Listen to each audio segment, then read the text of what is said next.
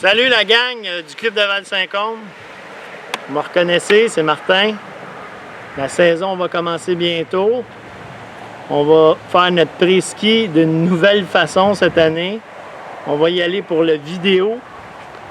On va respecter les règles de la santé publique. Vous allez voir, j'ai pas de masque. Puis mes participants, ils n'ont pas de masque non plus, mais c'est correct parce qu'on est tous dans la même famille. On va vous donner des idées sur comment pouvoir vous préparer pour le début du ski. On va travailler le cardio en premier. Peut-être qu'il y en a une couple parmi vous autres qui en ont perdu un peu dans les dernières semaines. On va se remettre sur le cardio, puis on va travailler souvent les équilibres, puis la rapidité d'exécution. Si vous êtes capable, l'idéal, c'est de faire les exercices en famille. Puis pour rendre ça encore plus intéressant, impliquez vos parents, votre mère, votre père.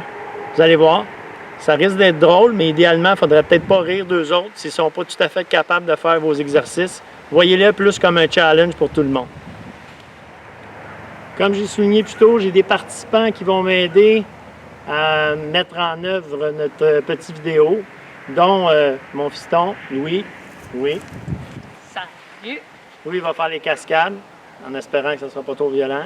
Et Manuel Michaud, mon autre garçon, qui vont être là pour nous accompagner. C'est parti! Super important de bien exécuter l'échauffement.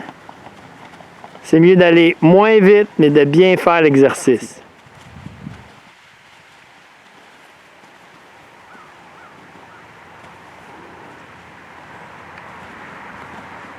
On lève la jambe assez haut.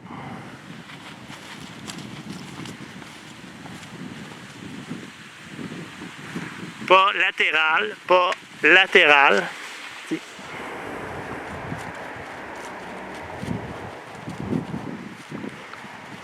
Pas croisé. On étire la jambe. On touche à la main opposée. On étire donc la jambe, main opposée.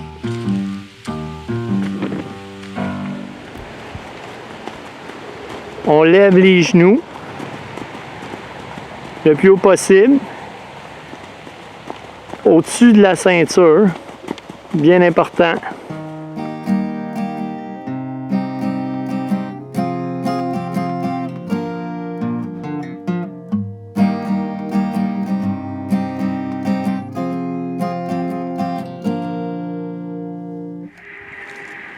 Très important, avant d'aller faire la course, de bien échauffer les chevilles, puis idéalement choisir un terrain accidenté pour faire la course.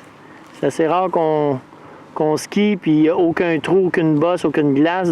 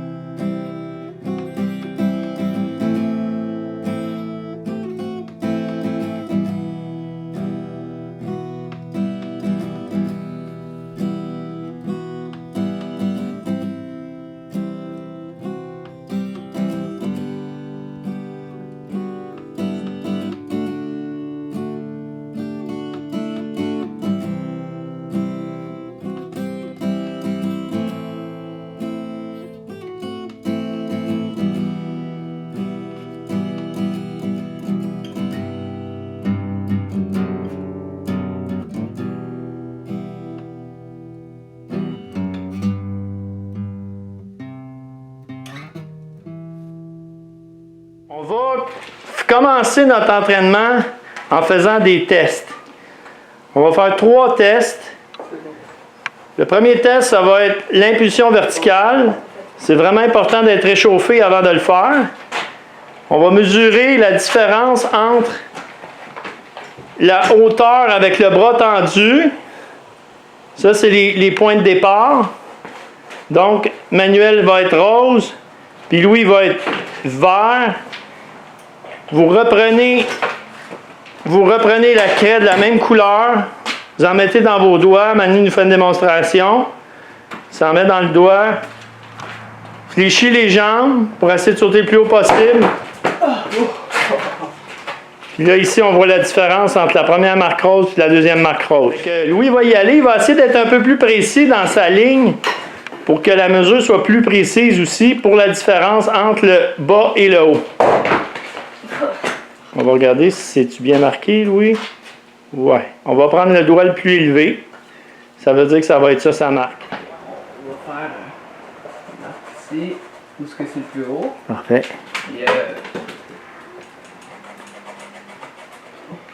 Puis, OK, donc, après avoir fait notre impulsion verticale, on va prendre la mesure.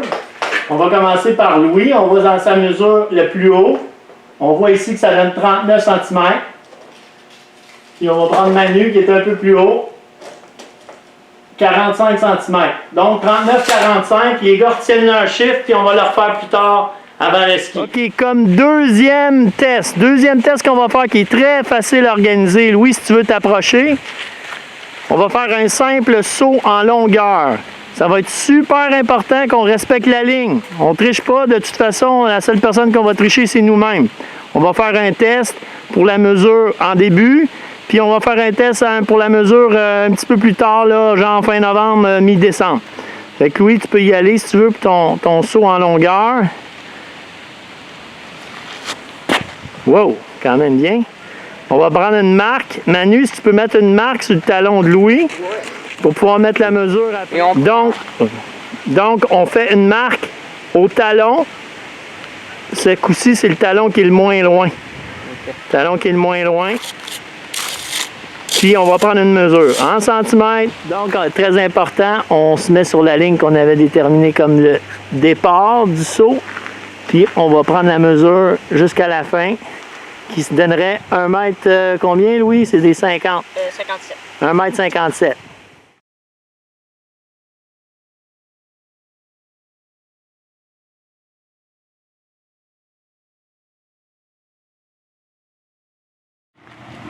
OK, on va se réchauffer pour faire un sprint, qui va être le troisième test. Le troisième test, un sprint que vous allez faire à la plus grande vitesse possible. Là. On donne vraiment tout ce qu'on a. Qu'est-ce que j'ai réussi à marquer, c'est un 50 mètres. Fait que vous faites comme vous voulez. OK, l'important, donc, ça va être d'établir la ligne de départ, qu'elle soit respectée. Encore là, si vous trichez contre vous-même. Il n'y a pas personne qui va vous regarder faire votre sprint. C'est votre calcul, puis c'est vous qui essayez de vous améliorer individuellement. Ça importe peu la longueur que vous faites tant que vous avez une référence pour votre départ puis votre arrivée pour le faire au même endroit dans 3, 4, 5 semaines quand vous allez refaire les tests. Go! Dans les matériels requis, tout le monde a un téléphone. Ceux qui sont de la vieille école, ben, vous pourrez prendre votre montre.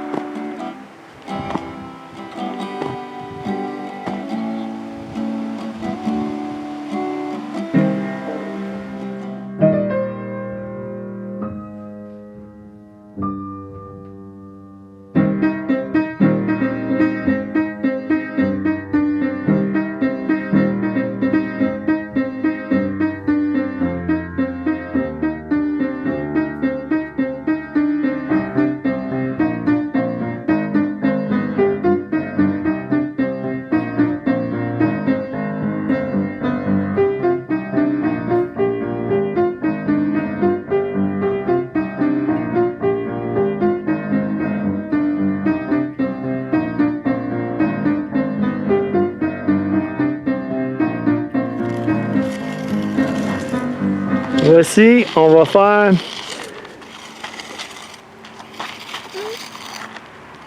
je sais plus comment ça s'appelle, Louis. Marelle ou hopscotch en anglais. Avec les chiffres 8 carrés, comme vous pouvez voir, dessinés dans le sable, ou vous prenez des craies puis vous dessinez sur le trottoir ou dans la rue si c'est pas trop achalandé.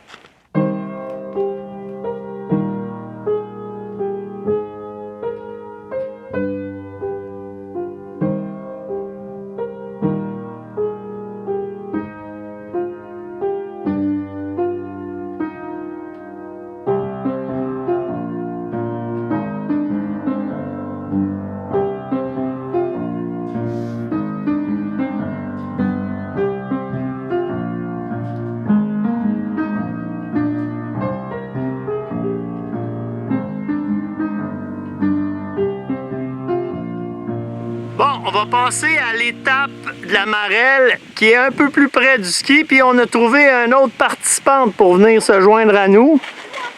Puis on va commencer notre jeu. Cette fois-ci, on va y aller avec des squats. Les démonstrations vont se faire. Allez-y, gang. Comme ça, Louis il lance sa roche, il doit sauter par-dessus, atterrir en squat, soit sur une jambe ou sur l'autre jambe. Il se retourne de côté. Revient à deux jambes, toujours avec une position de skieur. C'est plus dynamique, puis c'est plus direct en relation avec l'escalpin. OK. Fait que là, notre nouvelle participante, on y a rajouté un petit degré de difficulté. Pour garder les mains dans le champ de vision, il va avec un poteau ou un morceau de bois. Les mains largeur des épaules et plus. Avec un atterrissage en squat. On se retourne de côté. Et on y va, un squat de plus, toujours un peu plus, un peu plus. C'est dynamique, puis c'est beaucoup d'équilibre dans ce cas-là, surtout quand on atterrit sur une jambe. OK, quand tu veux. Wow! Oh! 8! Vas-y. OK, Manuel, lui, prend un vieux morceau de gate. Ça donne bien parce que j'en ai plein ma grange. Mais c'est pas grave ce que vous prenez. Vous pouvez prendre vos pôles aussi. OK, une affaire j'avais pas mentionné encore, c'est important de changer de jambe. Surtout quand on atterrit sur les deux jambes puis on fait un squat. En ski, on tourne les deux côtés, je le dis souvent. Ça va être important de développer l'équilibre sur chaque jambe. Parce que c'est sûr qu'il y en a une qui est meilleure que l'autre.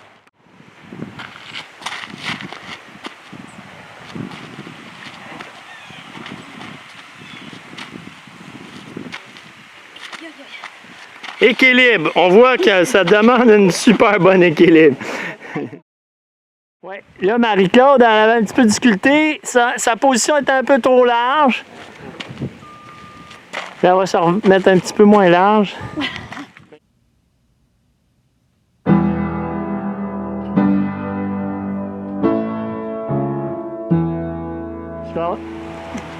Donc, super important. Regardez loin en avant aussi. Bon, on va la chercher. Prochain participant. Bon. OK, c'est que là, on a pensé à un jeu. Un jeu qu'on a inventé. Ça va être le baseball ou le kick le ballon ou synchronisation slalom, sprint de différentes façons. Ça fait que là, si tu peux filmer par là, Manuel, vous allez voir, on a fait un tracé de slalom. Vous voyez les cônes. On a mis des cônes. Ça peut être des cônes, comme ça peut être des demi-balles, comme ça peut être des roches, n'importe quel obstacle que vous pouvez mettre sur le sol qui n'est pas trop dangereux. Là, on va commencer d'une façon facile. C'est qu'il y a un joueur qui va aller là-bas. Louis va jouer là-bas. On joue à 2 personnes. Donc, il y a quelqu'un dans le champ. Puis il y a moi qui ai droit à 3 essais. Puis à chaque fois que je suis capable d'aller courir là-bas, puis de revenir, je fais un point. Si Louis me touche avec le ballon, ou il me lance le ballon, donc c'est important que le ballon soit soit pas dangereux, qu'il fasse pas mal à personne. Je pourrais te faire une démonstration. Louis, viens ici. Approche. Ça, c'est un ballon de volleyball, OK? On prend pas un ballon de soccer, un ballon de volleyball, c'est assez mou. Fait que là, je peux le toucher comme ça. Tu me le renvoieras, Louis. Je l'aurais éliminé. Sauf qu'on prend une chance, quand on lance, on risque de manquer notre coup. Là, je me place. Il faut que je synchronise mon coup de pied pour l'envoyer le plus loin possible pour que j'ai le temps de courir, puis après ça, revenir en faisant le slalom. Fait que là, je me synchronise. Oh oh! Facile! Facile! On revient en faisant le parcours. Position de skieur. 1 point! Wow! Oh, peut-être, il a failli m'avoir, hein? Donc, le ballon, très facile. On doit synchroniser le coup de pied en lâchant le ballon comme ça. OK? On essaie d'aller le plus loin possible. Un peu plus difficile maintenant, un ballon de football de piscine. C'est pas un vrai ballon de football. On ne veut pas lancer un vrai ballon de football à quelqu'un dans le dos, OK? Ça va faire mal. Ça fait pas mal, c'est mou. Mais on a besoin de synchroniser. Le ballon est plus petit, plus dur à synchroniser.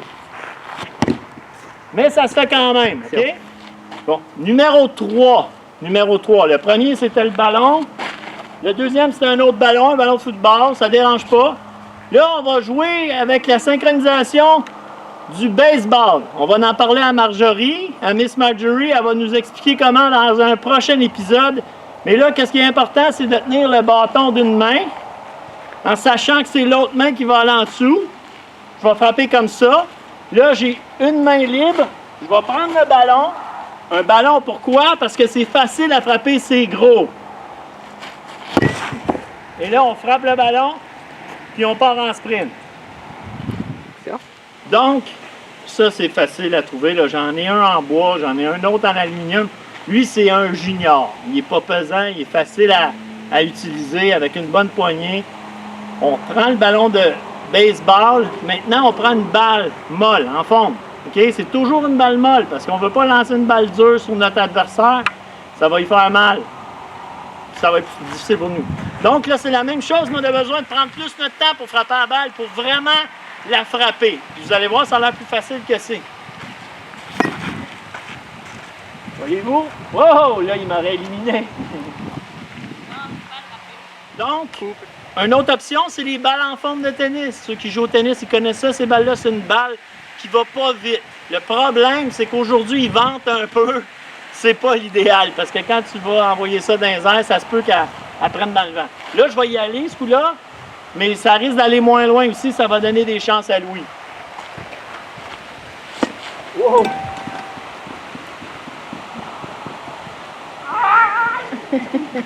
Éliminé! Ouais. Donc, on a commencé une joute avec... oh! La course, le slalom est parti! On va tenter! Oui! Bon. Oh! Oh, le ballon va plus loin, là. Ça va être difficile.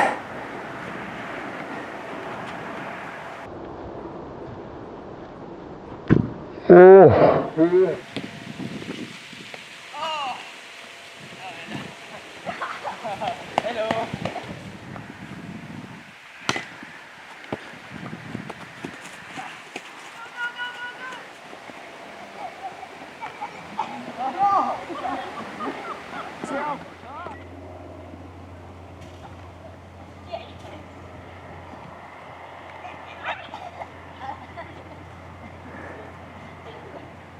Action.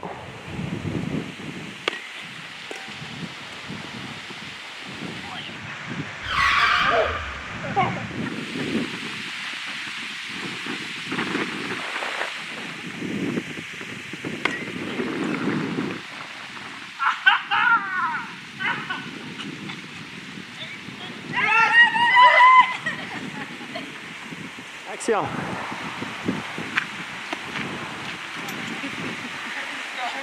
C'est pas grave, Louis, vas-y, cours!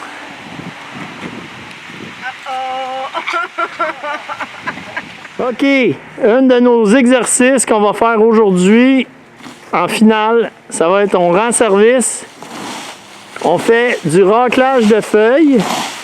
Puis qu'est-ce qui est super important, c'est de travailler avec les avant-bras. Puis surtout, changer de côté. Il faut absolument gratter des deux côtés. Il faut mettre de la pression sur l'avant-bras, sur le bras en bas, sur le bras en haut, puis on tire.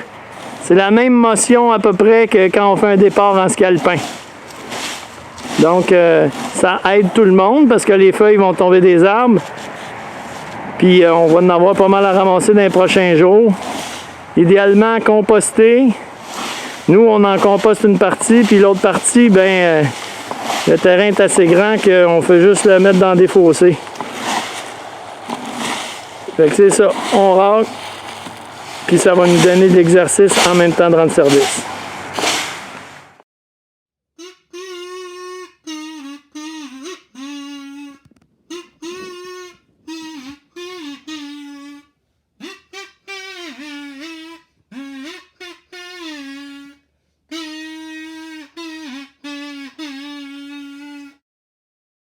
Oui, comme je disais tantôt, important, si vous avez un composteur extérieur, vous ramassez vos feuilles, ça fait de la très bonne terre pour votre jardin.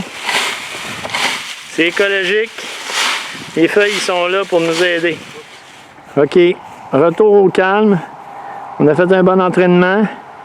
Super important de faire de l'étirement en fin d'entraînement pour ne pas le sentir demain. Puis ça, nonobstant l'âge. On tient environ 10 à 12 secondes. On n'a pas besoin de se faire mal, de sentir la douleur. C'est juste de l'étirement tout en douceur. On fait les deux, mais là, on va tout de suite passer à un autre. Ici, on va étirer les mollets en fléchissant. On garde le talon au sol. Toujours de faire des deux côtés. On travaille symétriquement. On essaie vraiment de tout le temps faire les étirements complets. On prend notre temps. On pourrait écouter de la musique aussi. Manu va nous en jouer, hein Manu? On pourrait commencer notre générique.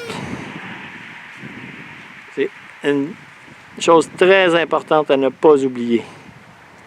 Étirez-vous après votre entraînement. Ouais. Action. Faut que ce soit à 90 degrés. Ouais.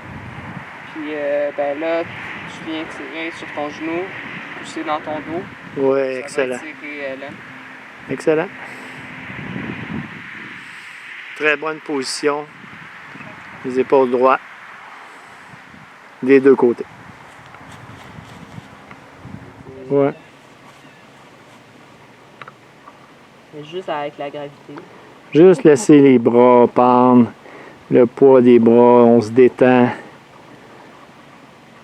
Ça va aider pour le bas du dos. On n'oublie surtout pas le haut du corps.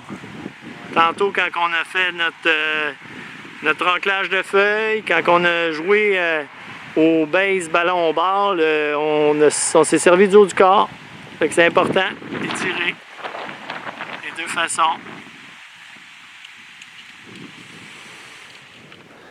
En conclusion, en mon nom et au nom de Marjorie, je dis bonjour à tous les membres du club de Val-Saint-Côme, spécialement au U14, les anciens comme les futurs. Le présent vidéo de Pré-Ski s'adresse à tout le monde. L'équipement nécessaire sera celui que vous trouverez chez vous. Pas besoin d'aller magasiner, servez-vous de votre imagination. J'ai regardé une vidéo de Phil avec ses gars ce matin, c'était pas mal amusant. On ne s'est pas parlé, moi et Phil, mais on avait la même idée. Moi aussi, je vais impliquer tout le monde dans le travail extérieur d'automne en famille. Donc, jusqu'aux prochaines vidéos, on essaie de faire de l'activité 3 fois par semaine. On commence toujours par un échauffement. C'est bien dit, Fred? Ensuite, on s'amuse en bougeant et on s'étire en fin d'entraînement. N'oubliez jamais de vous hydrater, même si la température est froide ou mauvaise. La période qu'on vit actuellement n'est pas facile pour personne. On peut toutefois privilégier le plaisir en famille et être créatif. Respectez les consignes de la santé publique. On va passer au travers. On a hâte de vous retrouver sur les pentes un jour cet hiver. Attention à vous, à bientôt.